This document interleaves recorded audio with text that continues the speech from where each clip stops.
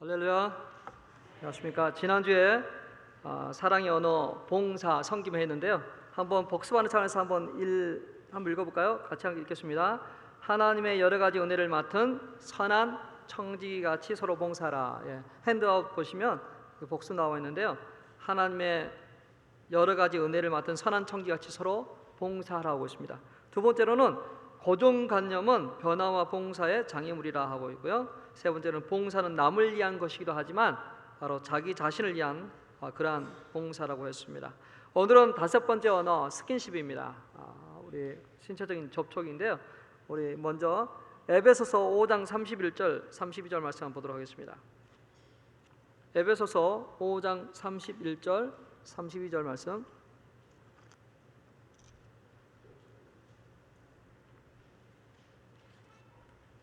같이 한 목소리로 읽도록 하겠습니다. 그러므로 사람이 부모를 떠나 그의 아내와 합하여 그 둘이 한 육체가 될지니 이 비밀이 크도다. 나는 그리스도와 교회에 대하여 말하노라.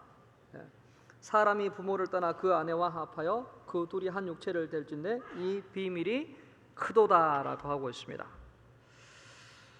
문화 인류학자 에드워드 홀은 커뮤니케이터, 말하는 사람하고 말을 듣는 사람하고 사이에는 물리적 거리가 있는데 그 거리가 얼만큼 가까우냐에 따라서 그 사람의 두 사람의 그 친밀함을 측정할 수 있다고 하고 있습니다. 두 사람 물리적 거리를 통해서 두 사람의 친밀함을 측정할 수 있다는 것입니다. 여기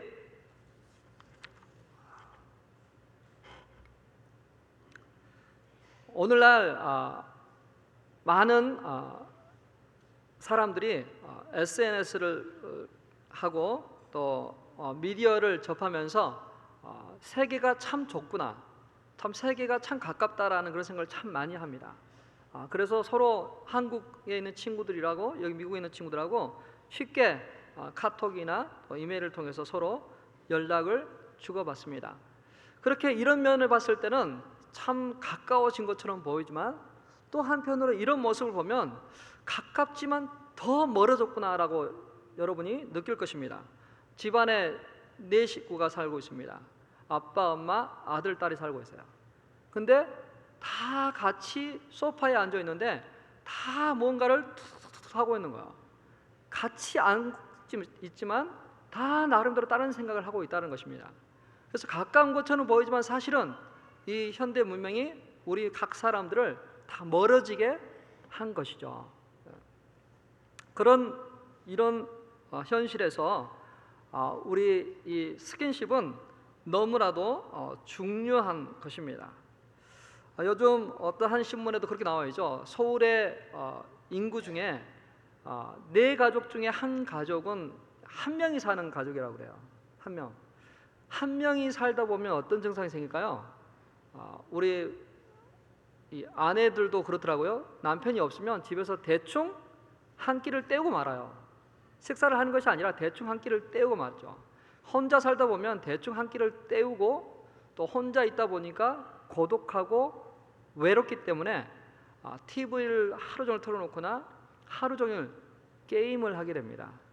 그러다 보니까 혼자 고립돼요. 누구하고 이야기할 수도 없고 누구랑 스킨십 할 수도 없습니다. 그나마 애완용 개나 고양이가 있으면 간접적으로 어떤 이렇게 스킨십을 할 수 있어요. 근데 그것조차 없으면 사람은 참 고독합니다.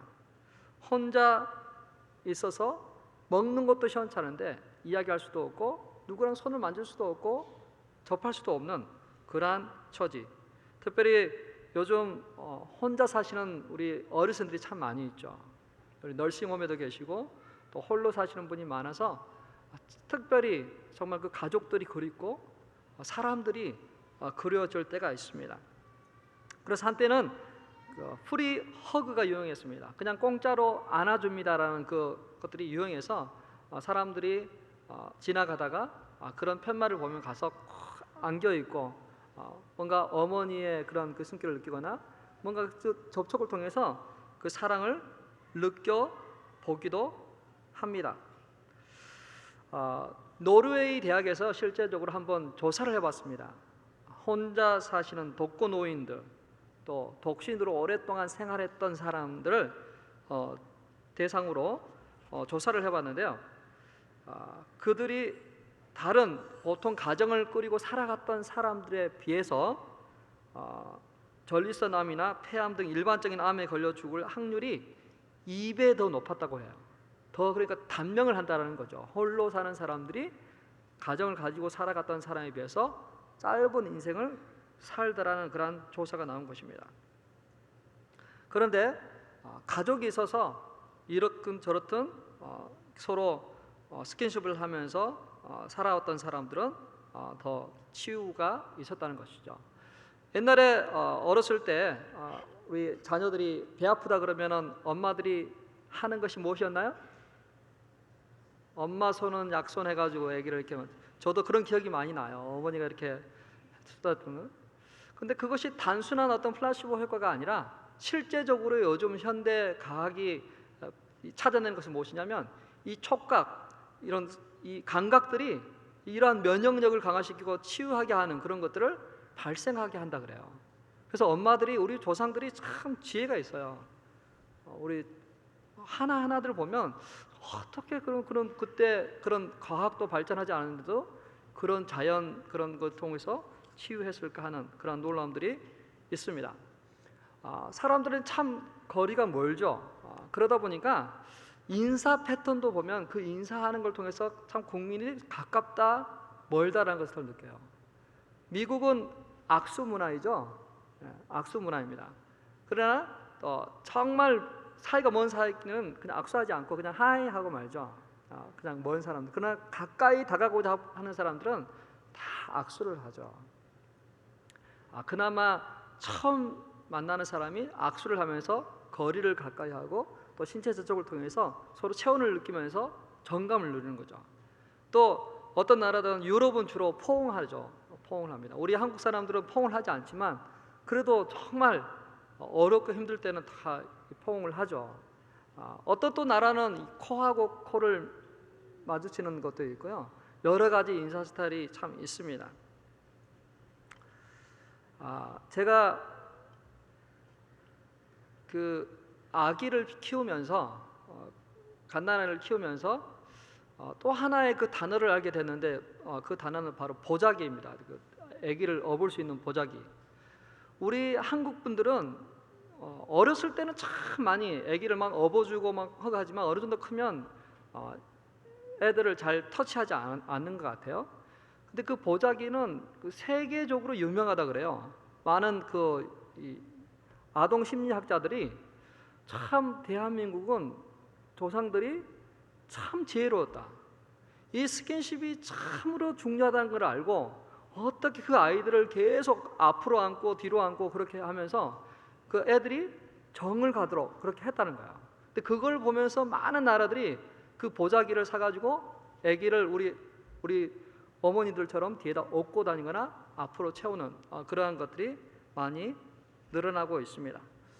자, 이 스킨십, 이 스킨십이라는 단어는 사실 정통 영어는 아닙니다. 이거는 그냥 슬랭어예요. 속어입니다. 사전에 여러분이 스킨십 치면은 스킨십 나오지 않습니다. 저는 다른 말이 나오게 되는데요.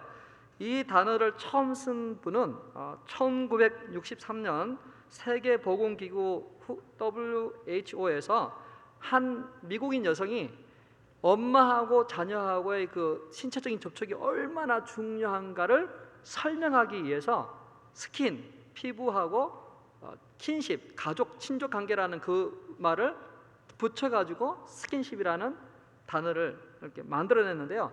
아직까지 정식 영어는 아닙니다. 그러나 우리 아시아권, 우리 한국과 일본에서는 특별히 스킨십 하면은 다 아는 단어인데요. 여러 가지 형태의 육체적인 접촉을 스킨십이라고 할 수 있습니다. Close physical contact, 좀 더 가까이 할 수 있는 그런 것이죠. 스킨십 하면 여러분들은 그냥 단순히 섹스라고 이야기를 하면 안 되고요. 스킨십 하면 여러 가지들이 포함됩니다. 첫째, 같이 손을 잡아주는 거, 그 다음에 하이파이 하는 거, 또 팔짱을 끼는 거, 어깨 동무하는 거, 또 머리를 쓰다듬어 주는 거, 또 등을 쓰다듬어 주는 거, 또 또닥또닥 해주는 거, 또 뭐 뽀뽀, 키스, 뭐 여러 가지 다 포함되는 것을 스킨십이라고 이야기합니다. 그래서 여러분들이 내가 스킨십을 이야기할 때 무엇을 이야기하는 건지를 또 잘 이해해 주셨으면 좋겠습니다. 특별히 이 스킨십이 너무나도 중요함에도 불구하고 오늘날 이 스킨십을 주저하는 이유가 있는데요. 특별히 이 미국에서 스킨십을 주저하는 이유는 성추행 때문에 그래요. 괜히 섹슈얼 어뷰즈를 했다라는 그런 것들을 당할까 봐서 우리가 자녀들을 만지고 터치하는 것을 굉장히 두려워하고 있죠. 특별히 우리 자녀들에게도 부모가 우리 자녀들에게 하는 행동도 너무나도 조심해야 할 때가 참으로 많이 있는 것입니다.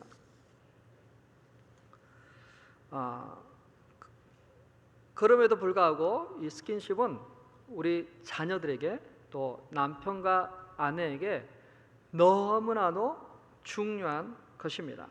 스킨십은 단순히 신체적인 접촉 그 이상의 의미를 가지고 있습니다.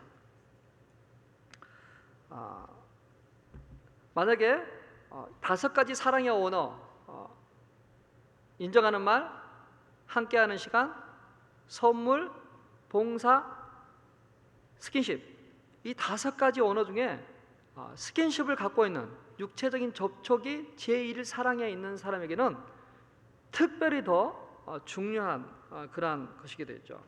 그래서 우리가 그런 접촉을 통해서 상대방의 그 사랑을 표현하는 것이죠. 여러분, 우리 인간에게는 5가지 그 감각 기관이 있습니다. 근데 그 중에 이 촉각은 온 몸에 다 퍼져 있습니다. 사방에다 촉감 그 감각 센서가 있는데요. 아주 작은 그 촉감들이 신체 전반에 퍼져 있어서요. 그것들이 모든 것들을 이렇게 느끼는데 이 촉각은 우리 인체에서 가장 먼저 발달하는 기관이고 또 가장 원초적이고 필수적인 그런 기관이라고 이야기합니다.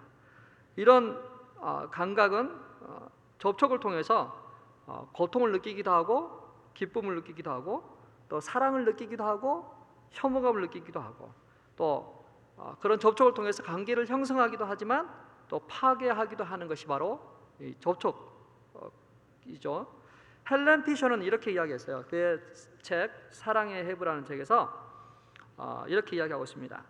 인간의 피부는 풀밭과 같아서 각 풀잎에 말초신경, 여러분 가로치면 말초신경이 너무나 예민하여 조금만 닿아도 인간의 두뇌 속에 그 순간의 기억을 각인할 수 있다라고 이야기했습니다. 심리학자들의 연구 결과에 의하면 성인이 그 어렸을 때 얼마큼 스킨십을 했느냐에 따라서 그 성인에 있었을 때 그 행동을 영향을 많이 미친다고 합니다. 어렸을 때 충분한 스킨십을 갖지 못한 사람은 커서나 또 사춘기나 컸을 때 그러한 것들을 충족하려고 갈급해하고 있다고 해요. 오스트리아 출신의 정신과 의사 느네 스피츠는 이렇게 이야기했습니다. 당시에 어떤 그 두 고아원을 살피면서 그때 당시는 그런 이론이 없었기 때문에 이 의사에게는 너무나도 정말 충격과 같은 그러한 것이었는데요. 한 고아원은 시설이 좋고 음식이 풍부하고 정말 모든 환경면에서 좋은 고아원이 있었습니다. 거기에 91명의 아이들이 있었는데 그 아이들이 34명이 2살 이전에 사망을 했다 그래요. 91명의 아이들이 2살 이전에 34명이 죽었고요. 또 죽지 않는 애들을 보니까 뭐 전염병이나 영양실조에 걸린 것도 아니고 그냥 힘이 없고 체중이 줄어들고 표정이 어둡더라. 거기에 비해서 재소자들, 그 교도소 내에 있는 그 보육원에서는 위생 수준도 낮고 음식도 형편없는데 단 한 명도 죽지 않다라는 거죠. 자, 한번 생각해 보십시오. 정말 위생적이고 음식도 좋고 환경이 좋은 고아원, 그러나 이 교도소 안에 있는 형편없는 그 교도소 안에 있는 아이들, 근데 여기는 죽고 형편없지만 여기는 한 명도 죽지 않는 이유가 바로 스킨십이었다는 거죠. 여기 좋은 환경에서는 그냥 그 룰을 지키려고 막 좋은 것도 해줬지만 정작 사랑의 터치는 전혀 하지 못했다는 것입니다. 그러나 여기는 환경은 나쁘지만 음식은 없지만 그 부모들이 또 그 일해주는 사람들이 그 아이 하나하나를 불쌍히 여기고 긍휼히 여겨주고 터치해주고 안아주고 쓰다듬어 뒀다는 것을 이야기하고 있습니다.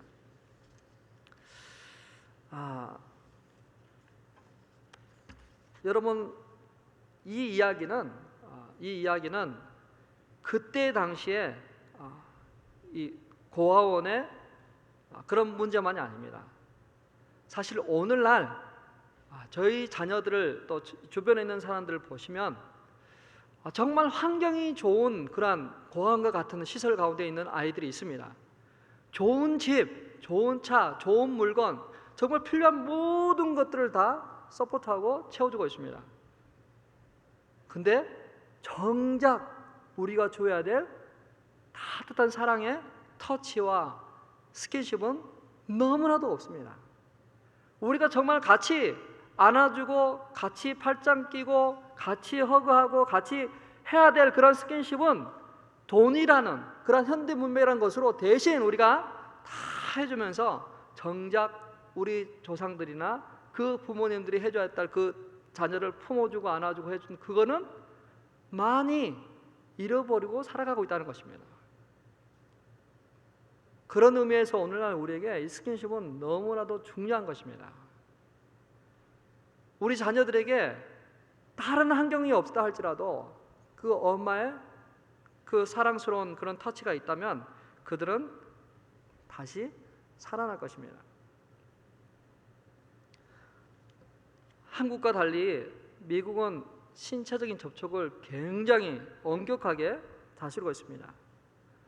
학교에서 얼만큼 엄격하게 다루시냐면요, 학교 선생님이 국민학교 1, 2학년 애들 허가하지 못합니다. 안아주지 못해요. 그게 법이에요. 그리고 만약에 학생이 가서 선생님하고 안으면 어떻게 될까요? 같이 이렇게 하고요? 안 됩니다. 그냥 가만히 있어야 돼요. 그 정도로 엄격해요. 그 정도로 아이들에게 따뜻한 사랑의 터치를 못 해줍니다.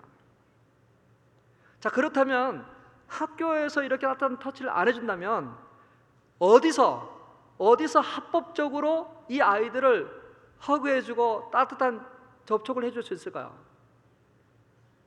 가정밖에 없습니다. 가정이 아닌 다른 친구 집에서 친구나 다른 이상한 사람이 해주는 거는 그건 불법이 안 되지만, 가정에서 아빠 엄마가 유일하게 우리 자녀들을 터치해주고 스킨십 해줄 수 있는 그런 유일한 장소라는 것입니다. 아이들을 봐주는 타가소나 아이들을 봐주는 유모 얼마든지 해줄 수 있지만 정작 그 부모가 그 자녀에게 해주는 그 사랑과 그 터치를 과연 해줄 수 있을까요? 아이들이지만 정말 따뜻하게 부드럽게 자기를 안아주는 거하고 거칠게 투박하게 사랑이 없는 것으로 해주는 거하고는 애들이 금방 아는 것 같아요. 금방 알아요.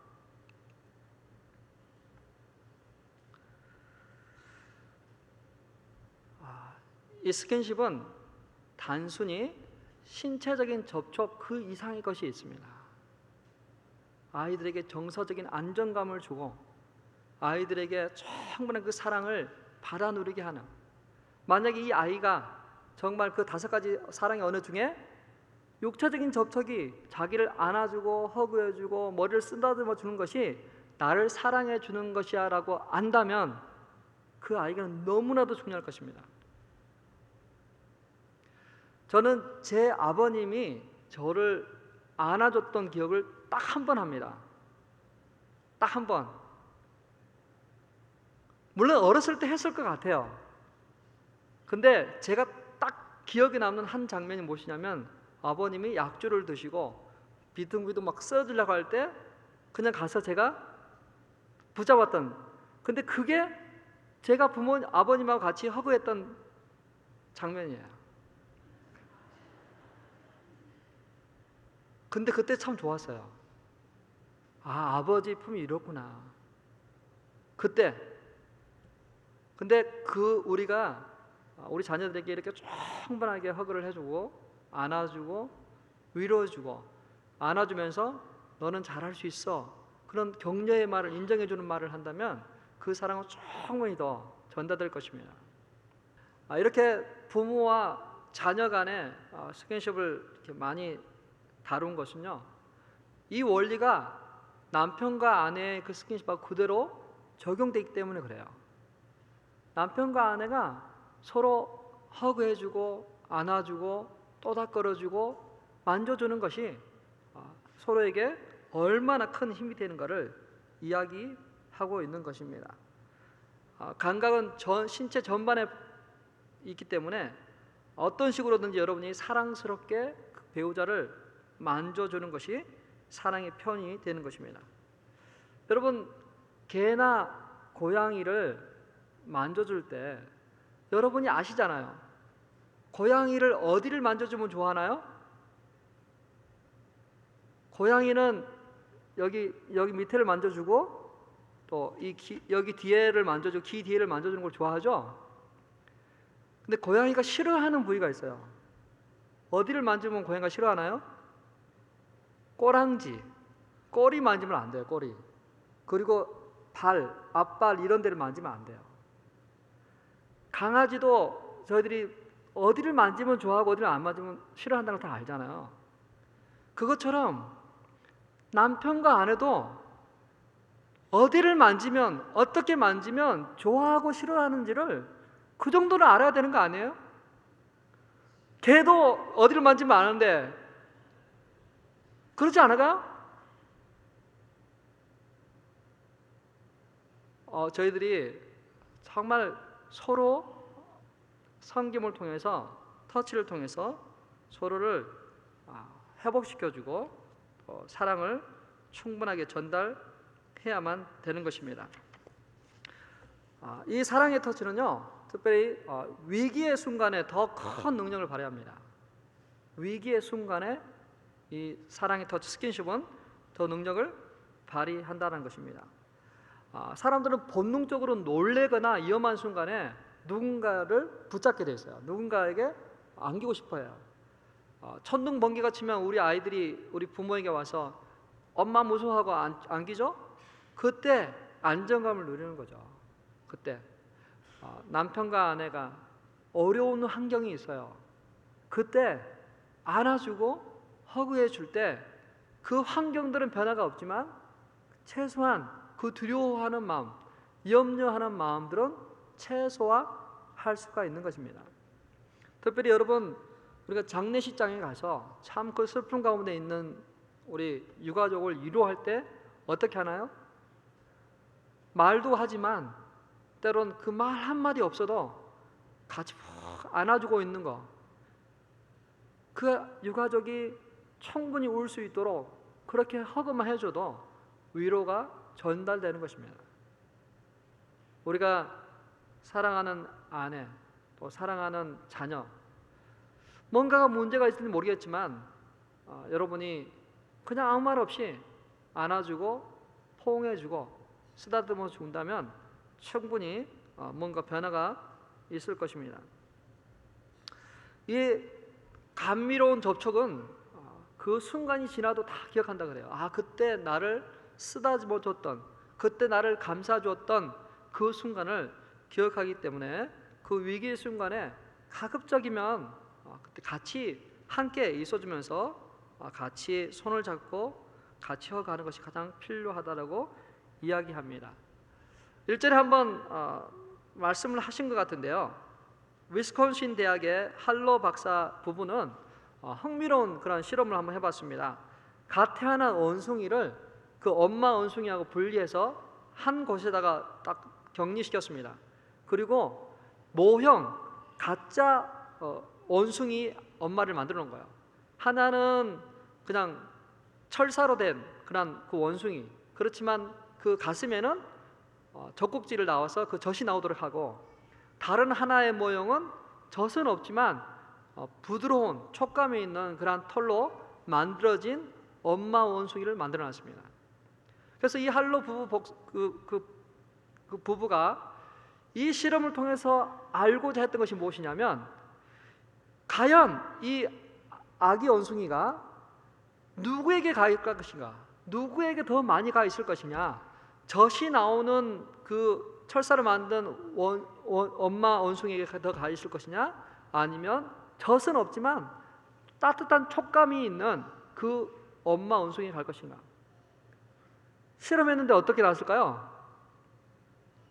예? 90% 이상의 시간을 이 아기 원숭이가 그 엄마의 촉감이 있는 그 원숭이, 가짜 원숭이가 있었다는 거예요. 그러니까 이 말은 배고플 때 가서 우유를 먹었지만 나머지의 시간은 다 그 엄마의 따뜻한 그 촉감을 누리고 만지고 있었다는 것을 이야기해요. 젖이 나온다고 거기에 있는 건 아니라는 거죠. 그리고 위험한 환경이 닥쳤을 때 어떻게 행동했느냐, 그걸 또 한번 테스트를 해봤습니다. 그래서 북을 치는 그 곰 인형을 살짝 밀어넣었어요.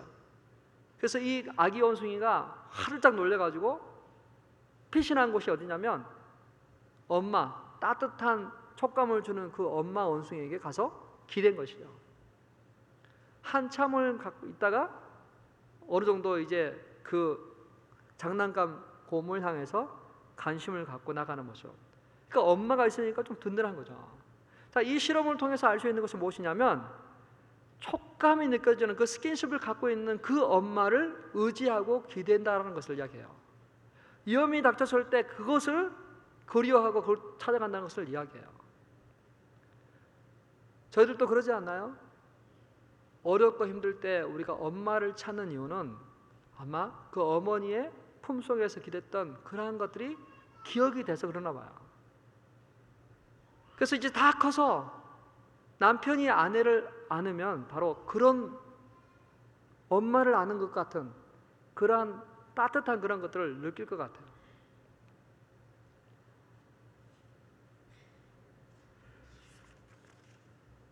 우리가 이 스킨십에 대해서 얘기 나눌 때 성에 대한 하나님의 그 기본적인 것들을 우리가 알고 필요한데요, 하나님은 이 성을 선하게 또 축복되게 만들어 놨습니다.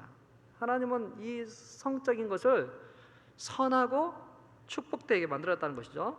첫 번째로는 하나님의 계획 자체가 남자와 여자를 만들어 놓으셨는데 성적으로 서로 결합해서 생명 창조의 사명을 통한 생육하고 번성하게끔 하였다는 것을 이야기해요. 하나님이 창조하실 때 하나도 헛되게 만든 것이 아니라 다 하나하나가 다 의미가 있는데, 이걸 만든 것은 생육하고 번성하라는 그런 목적을 이루려고 우리에게 성을 만들었다는 것이죠. 그래서 성적 결합은 반드시 있어야 될 그러한 것입니다. 근데 성이 단순히 아기를 출산하기 위한 목적으로만 하나님이 지으셨냐? 그게 아니에요. 두 번째는 성은 하나님이 주신 선물입니다. 선물. 성은 하나님이 주신 선물이다. 단 결혼 관계 안에서 누리는 성적 기쁨은 정상적이에요. 누구나 누려야 되는 것입니다. 하나님이 우리 몸을 만드셨을 때 우리 성기관을 다 만드셨잖아요. 거기서 신경 조직을 만들었고 쾌감을 느끼도록 하나님이 만들어 놓으신 거예요. 그래서 이게 절대 더럽거나 나쁜 것이 아니란 것을 이야기하는 것입니다. 드와이트 스몰이라는 분이 책 속에서 이렇게 이야기합니다. 이렇게 요약했는데요, 그러므로 결혼 관계 안에서 정절을 지키며 올바르게 쌓는 성적 관계는 행복감, 완전한 정체성, 넘치는 즐거움, 완전한 상호 의존, 책임감 있는 자유, 목적 성취, 형용할 수 없는 연합을 가져다 줄 것이다 라고 이렇게 이야기하고 있어요. 결혼 안에서 우리가 누리는 그런 성적인 그런 모든 그 기쁨은 하나님이 우리에게 주신 선물이라는 거죠. 그래서 전혀 수치스러운 것이나 불결한 것이 아니라는 것을 이야기하는 것입니다. 세 번째로 자신의 몸에 대한 권리는 누구에게 있을까요? 배우자에게 있습니다.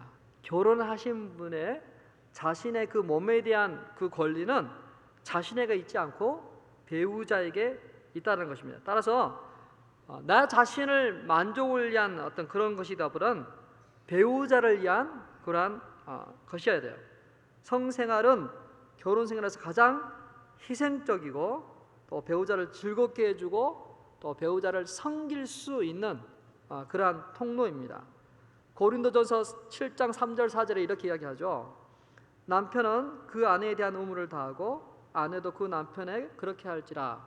아내는 자기 몸을 주장하지 못하고 오직 그 남편이 하며 남편도 그와 같이 자기 몸을 주장하지 못하고 오직 그 아내가 하느니라. 그렇기 때문에 저희들은 배우자와 성관계를 조건 없이 이렇게 받아들이는 걸 필요해요. 어떤 거절하거나 어떤 컨트롤을 하려고 하는 어떤 그런 도구로 삼아서는 절대 되지 않는 것입니다. 잭 도미니안이 메리탈 브레이크다운에서 이렇게 썼는데요. 성행위의 주요한 특징 가운데 하나는 자존감이 낮고 자신감이 부족할 때 성행위는 부부들에게 언제나 강력한 안도감을 주는 것이다. 그리고 특별히 서로를 필요로 하는 동안에는 서로가 원하고 또 상대방을 무조건적으로 수용할 준비가 되어 있다는 것이다. 이것은 마치 아기와 엄마 사이에 볼 수 있는 초기에 때묻지 않는 관계를 제외한다면 삶의 다른 데서는 증거를 찾을 수 없는 무조건적인 수용이라고 할 수 있다. 자, 자신의 몸은 배우자의 것입니다. 그러므로 자신의 몸을 자신의 거라 하면 안 돼요. 우리가 그리스도인이라고 할 때 내가 그리스도와 함께 십자가에 못 박혀 죽었나니 그러니 이제 내가 산 것이 아니요 오직 내 안에 그리스도께서 사신 것이라 해서 우리 몸을 그리스도 것이라고 이야기합니다. 그것과 동일하게 결혼을 했다면 이 몸은 더 이상 자기 것이 아니라 상대에게 소속되어 있는 것이라는 거죠. 그렇기 때문에 내 몸을 내 것이라고 주장하고 거절하지 말고 배우자에게 원하도록 배우자가 취하도록 그렇게 내어드리는 것이 바로 결혼의 참 모습이라고 이야기하는 것이죠. 자, 네 번째로는 성행위는 강단에서 좀 이게 이런 말을 해서 제가 수위 조절하기 참 어렵기도 한데요. 어차피 사랑의 언어 시리즈이기 때문에 여러분들이 이해하시고 들어주시길 바라겠습니다. 성행위는 단순히 육체적 결합보다는 더 많은 의미, 즉 사랑의 느낌, 관계, 동행, 성김 같은 것들이 이렇게 함축되어 있다는 것을 이야기해요. 단순히 육체적인 접촉이 아니라 그 속에는 엄청나게 많은 미닝들이 숨겨져 있는 것을 이야기해요. 서로에 대한 그 사랑을 표현하고 친밀함을 누리는 여러 가지 것들이 있는데요. 이 성관계를 통해서 얼마나 부부 관계를 서로 풍요롭게 하는지, 또 서로가 가진 그 스트레스를 이 성관계를 통해서 해소하고 또 해방되고 또 슬픔을 위로하고 고독을 없애주고 또 용기를 가지게 하고 또 애정을 표현하고 또 서로의 어떤 것들을 이렇게 충분히 표현하는 그런 커뮤니케이션의 한 형태라고 볼 수 있다는 것입니다.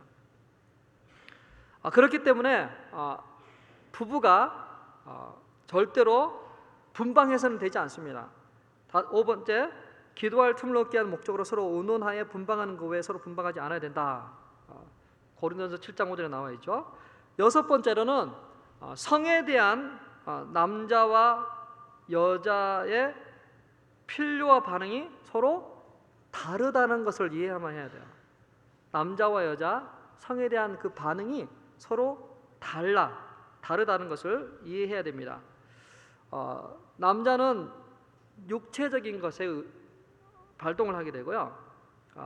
특별히 또 시각적인 것에 참 약합니다. 지난번에도 한번 말씀드렸지만 남자는 여자가 주기적으로 생리하는 것처럼 남자도 주기적으로 그 생리적인 욕구를 발산해야만 돼요. 그게 남자들의 특성이에요. 근데 여성은 그렇지는 않아요. 근데 남성은 생리적으로 주기적으로 배출하지 않으면 안 되게 돼 있어요. 그래서 여러분들이 때론 이 남자가 되게 피곤한데 왜 이럴까라고 생각할 수도 있겠지만 남자는 그게 생리적인 현상이기 때문에 그래요. 근데 참 중요한 거는요, 여자는 감정적인 것에 근거해서 행동을 해요. 감정적인 것에. 근데 남성은 육체적인 그런 생리, 또 시각적인 그러한 것이 남자를 이렇게 발동하게 하는데요. 여자는 그 감정적이고 촉각적인 것에 예민하기 때문에 우리가 스킨십이 참 중요하죠. 이런 책이 있어요. 성은 부엌에서부터 시작된다. Sex begins in the kitchen이라는 책에 이렇게 이야기하고 있는데요. 성행위라는 것은 손을 잡는 것, 말로써 하기라는 것, 또 잉크하거나 집에서 아내를 도와주는 모든 것들이 섹스의 시작이다라고 이야기해요.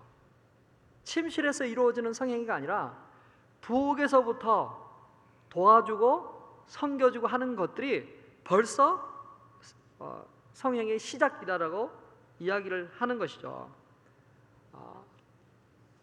남성들은 잘 들으시기 바랍니다. 침대에서 하는 그런 성행위가 아니라 벌써부터 부엌에서부터 도와주고 터치해 주는 것들이 시작이라는 것을 이야기하고 있는 것이죠.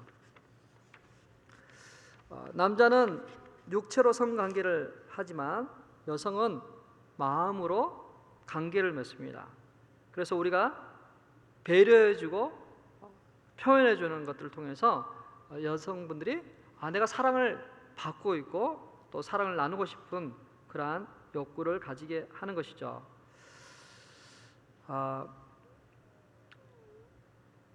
이거는 좀 수위가 좀 높아서 제가 하지 않도록 하겠습니다.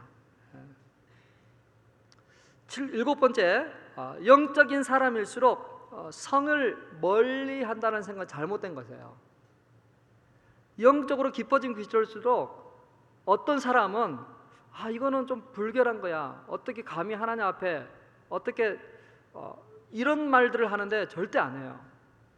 영적으로 깊어지면 깊어질수록 이 성에 대한, 섹스에 대한 생각을 달라져요. 왜 그럴까요? 하나님이 이 성을 창조하셨습니다. 하나님이 이 육체를 만들 때, 남자와 여자를 만들 때 성적인 것들을 만드셨어요. 만약 그것을 부인한다면 그건 더러운 것이지만 가정 안에서, 부부 안에서 허락된 것은 거룩하고 순결한 것이라는 것이죠. 섹스는, 성은 선물이라고 그랬습니다. 근데 여러분 한번 보세요. 우리 인간에게 저마다 감추고 싶고 부끄럽고 창피한 그런 부분들이 있습니다. 누구에게나 다 있습니다. 다.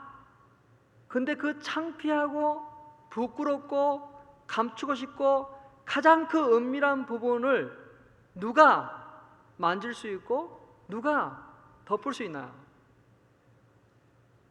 배우자입니다. 배우자. 남편과 아내. 근데 한번 생각해 보세요. 이게 예수님께서 우리 죄인들, 부끄럽고 창피하고 정말 감추고 싶은 그 허물들을 예수님께서 우리를 덮어주시고 안아주셨어요. 마치 그 관계를 남편과 아내가 그 관계를 갖는 거예요. 서로 그 부끄럽고 가장 은밀한 부분을 터치해 주는 거예요. 단순히 이건 신체가 아니라 우리 영혼하고 연결되어 있는 가장 은밀하고 귀한 것들을 서로 만져주고 터치하는 거예요. 바로 이게 우리 주님과 우리하고의 관계입니다. 이것이 남편과 아내가 누려야 될 그러한 복이고 깊은 신체적인 결합뿐만 아니라 영적인 그런 결합이라는 것이에요. 그래서 믿음이 정말 좋은 사람들은, 영적으로 깊어지는 사람들은 정말 이 성관계를 통해서 하나님하고의 남편과 아내의 그 영적 연합이라는 것이 무엇인지를 분명히 알게 되는 거죠. 우리가 안다라는 그 말을 기노스코라 그럽니다. 안다라고 할 때는 남편과 아내가 서로 안다고 하죠. 바로 이 관계, 이것을 하나님이 우리에게 남편과 아내가 아는 것처럼 그분이 우리를 안다라고 이야기하는 거예요. 자, 영적으로 이렇게 보면 섹스가, 성행위가 결코 불결한 게 아니에요. 오히려 더 깊어지면 깊어지는 거예요. 또 하나 영적으로 깊어지는 사람이 유념해야 될 것이 무엇이냐면 이 거룩하고 순결한 것이기 때문에 이결을 지켜나가기 위해서 성행위를 하는 거예요. 아까 이야기했죠? 남자들은 생리적으로 일정한 간격에 의해서 배출을 해야 됩니다. 근데 하지 않으면 남자는 유혹, 시각에 약하게 돼 있어요. 여러분들이 여러분의 남편을 거룩하고 경건한 남편으로 세우고 싶으십니까? 그러면 일정한 간격으로 성행위를 하셔야만 돼요. 그게 남편을 보호해 주는 것이요, 그 남편을 배려하는 것이요, 지키는 그러한 행동입니다. 그러지 않으면 남편은, 여러분도 아시잖아요. 인터넷 펼쳐보면 너무나도 많은 그림들, 유혹들이 있습니다. 남자는 배출되면 I don't care요. 남자는 충족되면 그런 거 보지 않습니다.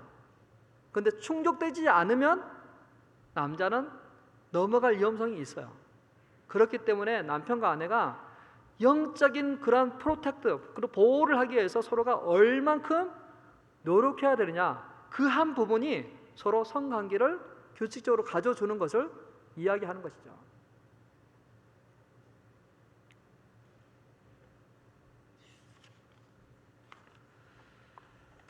그럼에도 불구하고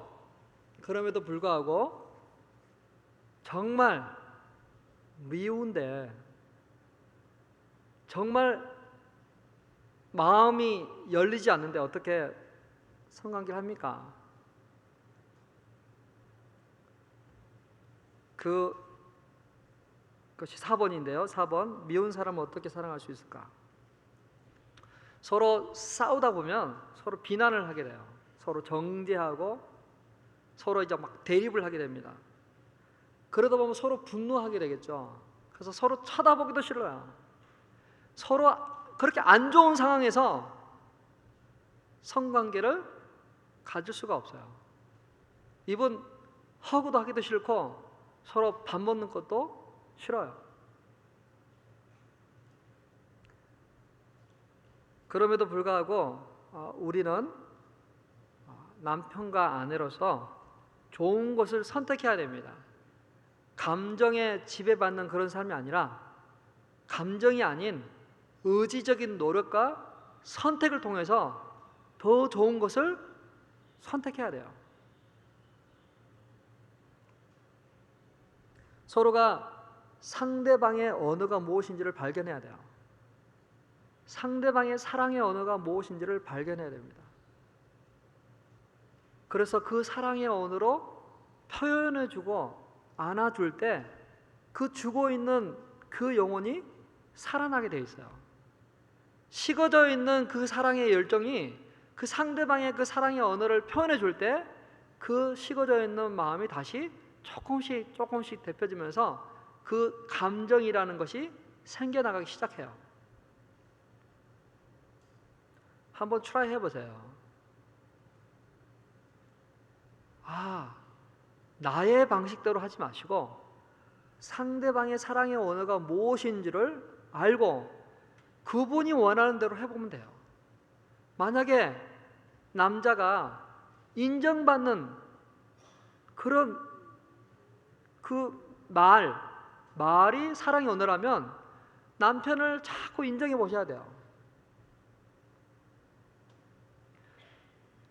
정태기 박사님이 한번 그 속에 하면서 간증을 하면서 어떤 한 분에 대해서 이야기하시더라고요. 그분이 현대에 입사했는데 대학도 나오지 않는 시골 출신의 한 사람이었어요. 근데 그분이 당당하게 입사를 했지만 그 인사과에서 보니까 형편없는 사람이 들어온 거예요. 그래서 어떤 잡을 주냐면 여자들이 풀을 뽑는 그런 허드렛 일을 하는 그러한 일에 이 남자를 거기다가 배치한 거예요. 다 여잔데 남자 한 명이 같이 쭈그리고 앉아서 풀을 뽑고 있는 거예요. 근데 그렇게 힘들고 어려운 거를 집에 들어가서 자기 아내에게 말하지 않았어요. 근데 자기 아내는 너무 신앙이 좋은 장로님의 딸이고 믿음 좋은 여자예요. 근데 그 남편이 현대에 입사했는데 왜 저렇게 풀이 죽어 있을까? 생각을 해보다 원인 찾지 못한 거죠. 그러다가 한두 달이 지나고 시내에 나가서 버스를 타고 가는데 현대 앞을 지나가는데 자기 남편 같은 사람이 여자들과 같이 쭈그리고 풀을 뽑고 있다는 말이죠. 그래서 잘못 보았겠지. 근데 또 한 번 지나갔는데 역시 자기 남편이 여자들과 같이 있는 걸 보았습니다. 그리고 나서 그 아내가 자기 남편에게 어떻게 했냐면 들어오면 밥 잘 해주고 당신 수고했어요. 당신 잘 될 거예요. 내가 기도하고 있는데 당신은 잘 될 거예요. 시도 때도 없이 당신은 잘 될 거예요. 당신은 성실하니까 당신은 잘 될 겁니다. 그 말들을 계속 하는 거예요. 어떻게 됐을까요? 그 아내의 칭찬과 격려와 인정을 받는 그 남편이 바깥에 가서 더 이상 꼴리지 않았어요. 더 이상 창피하지 않았어요. 집에서 인정받거든요. 집에 가면 그 아내의 그 인커리지하는 그 말을 통해서 막 살아나는 거거든요. 그래, 내가 할 수 있어. 그래서 그 남자가 결국은 정주영 회장이 가장 사랑하는 부하 직원 중에 한 명이 됐다고 합니다. 여러분의 배우자가 어떤 사랑의 언어를 갖고 있습니까? 어떤 언어를 쓰고 있습니까? 아무리 사랑이 식어 있어도 냉랭해도 상대방이 그 사랑의 언어를 알고 그대로 표현하기 시작한다면 살아날 것입니다. 자, 여기 보니까 사랑할 수 없는데도 불구하고 어떻게 그럼 사랑하느냐? 누가복음 6장 27절 28절 이렇게 나옵니다. 그러나 너희 듣는 자에게 내가 이르노니 너희 원수를 사랑하고 너희를 미워하는 자를 선대하며 너희를 저주하는 자를 위하여 축복하고 너희를 모욕하는 자를 위하여 기도하라. 예수님께서는 사이가 안 좋은 배우자를 향해서도 최선을 다해서 사랑하라고 했습니다. 우리 책에서 이렇게 나오더라고요. 감정의 그릇의 수위가 낮아지면 배우자에 대한 사랑의 감정은 사라지고 단지 공허함과 고통만이 따를 뿐이다. 사랑이 이렇듯 깊은 감정이 욕구에서 일어나기에 사랑이 없으면 깊은 감정의 고통을 겪게 된다. 근데 사랑의 언어를 배워서 구사하게 되면 그 죽어있던 감정적인 욕구가 충족됨으로 다시 살아나게 된다라고 이야기해요. 그러면서 이렇게 이야기해요. 우리는 때로 감정으로서의 사랑, 또 행위로서의 사랑을 구별해 보면 돼요. 감정으로서의 사랑과 행위로서의 사랑을 구별해 본다. 당신이 만일 전혀 없는 감정을 있다고 주장하면 그건 위선이겠지만 그러나 상대방의 유익, 배우자, 상대방의 유익과 만족을 위해서 사랑의 행위를 표현한다면 그것은 하나의 선택이 된다는 거죠. 무슨 말 이해가 되십니까? 배우자에게 사랑의 감정은 없는데 있는 척하면 그건 위선이지만, 배우자의 유익을 위해서 감정은 발동하지 않지만 사랑의 행위로 그 섬겨주라는 것을 이야기합니다. 행동은 반드시 깊은 연대감이 나오는 것이 아니라 다만 어떤 유익을 위해서 선택하라는 것이죠.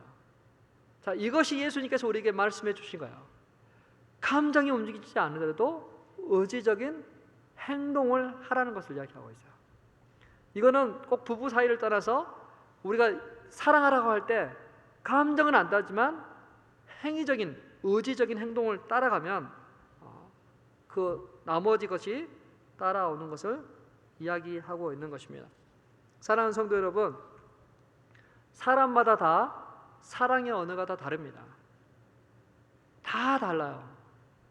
우리 자녀들도 어떤 아이는 이런 사랑의 언어를 쓰면 좋아하지만 어떤 아이는 다른 언어를 구사해야만 됩니다. 서로 사랑의 언어가 다를 때 상대방을 알고 그 상대방 사랑의 언어를 표현해 주는 것이 얼마나 풍성하게 해주는지 모르겠습니다. 여러분, 특별히 이 미국 사회가 정상적인 결혼을 이제 잊어버렸습니다. 동성 간의 결혼이 이루어지고 있습니다. 우리 가정에서 남편과 아내가 풍성한 사랑을 나누고 그 풍성한 사랑이 자녀들에게 비춰주면 우리 자녀들은 정상적인 남자와 여자가 결혼해서 생활하는 것이 행복이고 즐거움이라는 것을 배우게 되겠지만, 남편과 아내가 결혼했는데 행복하지 않는 냉랭하고 싸우고 불행한 가정이면 우리 자녀들이 무엇을 보고 남녀가 결혼할 것이고 그 결혼하면 행복하고 즐거울 것을 볼 수 있을까요? 우리가 그것을 보여줘야 되지 않을까요? 우리 자녀들뿐만 아니라 우리 이웃 사람들에게 결혼하면 이렇게 행복하고 즐겁다는 것을 보여주면 되는 것이죠. 여러분이 이제 나이가 많이 들으셨지만 그럼에도 불구하고 여전히 남편과 아내가 서로 사랑하고 정말 끈끈하고 인꼬부부처럼 서로 섬겨주는 그 모습을 볼 때 많은 사람들이 결혼은 바로 저런 거고 부부가 저렇게 행복하구나 그렇게 보지 않을까요? 우리가 기도하는 것도 참 중요하지만 하나님이 의도하신 그 가정 안에 서로 남편과 아내가 서로 성적으로 연합하고 성적으로 연합하는 것을 넘어 정신적으로, 심리적으로, 영적으로 연합해 있는 그 모습을 보는 것이, 보여주는 것이 사람들에게 영향력을 행사하는 것이 아닐까요? 사랑하는 성도 여러분, 우리가 서로를 배려하고 감싸주고, 특별히 스킨십은 줘도 부족함이 없는 것 같아요. 우리 자녀들에게, 우리 남편에게, 아내에게 안아주고 쓰다듬어주고 손잡아주고 팔짱 끼고 얼마든지 격려하고 감싸줄 수 있는, 이게 성도들 간에도 얼마든지 그럴 것 같아요. 여러분 한번 생각해 보세요. 저 예배가 끝나면 우리 담임 목사님과 우리 부목사님들이 서 있습니다. 그때 많은 분들이 와서 악수를 해요. 악수를 하는 분하고 악수를 안 한 분하고 누가 더 친밀함을 느낄까요? 예? 악수를 하는 사람이에요. 참 이상하죠? 악수를 하면 가까워지 느껴져요. 사랑이 느껴져요. 근데 악수하지 않고 그냥 저 가버리는 사람은 냉랭해요. 그렇다고 우리가 사랑하지 않는다는 거 아닙니다. 그런 의미에서 한번 옆에 있는 사람 손 한번 잡아보세요. 축복합니다. 사랑합니다.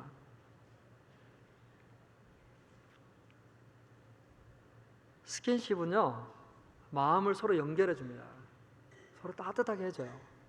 우리 성도 간에도 서로 악수해주고, 또 여성분들을 만나면 같이 이렇게 쓰다듬어주고 하는 것이 성도들이 참 사랑이 있구나, 이 교회 참 사랑이 넘치는구나라고 느껴져요.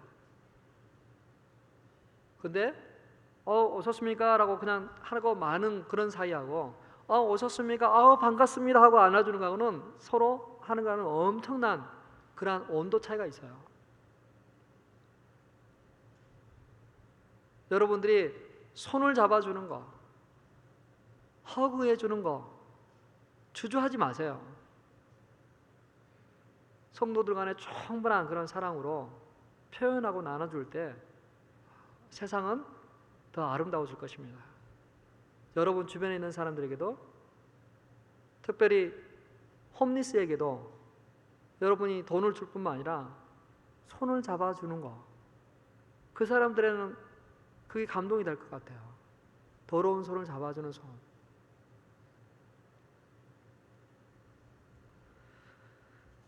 이제 5주를 마쳤습니다. 여러분들이 정말 여러분 가정에 더 이 사랑의 언어를 통해서 더 가까워졌길 바랍니다. 제가 처음 말씀을 전할 때 제가 한번 봤어요. 남편과 아내가 얼마큼 서로 가까이 앉아 있나. 서로 가까이 앉아 있으면 친한 사이지만 조금 멀리 이렇게 떨어져 있는 부분은 조금 예배에 방해받지 않게 해서 하는 것도 있지만 조금 멀지 않나 하는 그런 생각도 해봤어요. 근데 좀 많이들 가까워진 것 같기도 한데 여전히 지금 떨어져 있는 부분도 참 많이 있어요. 교회 와서 남편과 아내라는 거 같이 붙어 있고 같이 손잡고 있는 거 뭐가 창피하나요? 오히려 더 좋죠. 우리 조정현 장로님은 참 항상 가까이 계시더라고 서로. 네, 우리 같이 우리 주제곡 다 표현 못해도 나 표현하리라, 다 고백 못해도 나 고백하리라, 다 알 수 없어도 나아가라 가리라 같이 찬양하도록 하겠습니다.